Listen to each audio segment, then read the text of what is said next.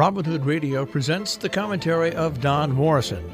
Don is a former editor at Time magazine. He's an author, lecturer, and member of the Berkshire Eagle Advisory Board. If you're driving in the Northeast this summer, I recommend a visit to Arrowhead, the home of 19th century author Herman Melville.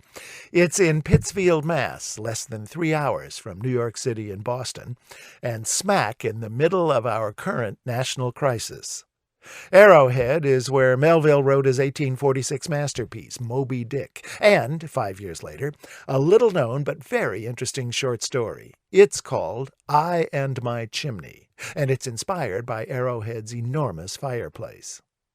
In the story, an aging narrator extols the comforts of his beloved fireplace, but his wife sees it as a smoking, crumbling mess that threatens to bring down the entire house.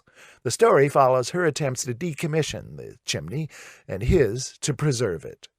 Some scholars say it's pretty clear what the chimney represents: slavery.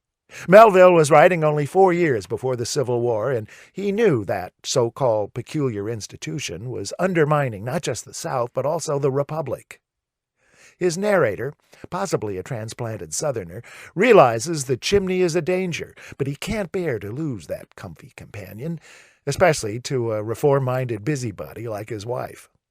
Melville was a master of allegory, and I stumbled across I and My Chimney while looking for a parallel to our own troubled times.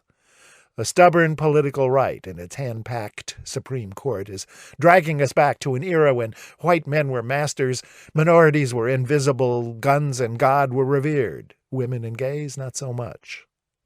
Meanwhile, the rest of us can't seem to get our act together to slow this juggernaut.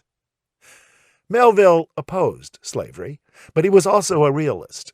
Even though forced servitude was destroying the South, he found Northern abolitionists too self-righteous, too ineffective. By 1851, in his view, the Republic was doomed.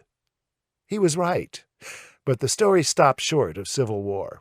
Instead, the wife keeps trying one useless scheme after another to save the house. The old narrator thwarts her at every turn. I don't know how America's current drama will end, but in I and My Chimney, the eager reformer is no match for the stubborn conservative.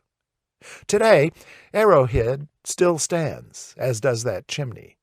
But in Melville's story, and maybe our own, the marriage has all but collapsed.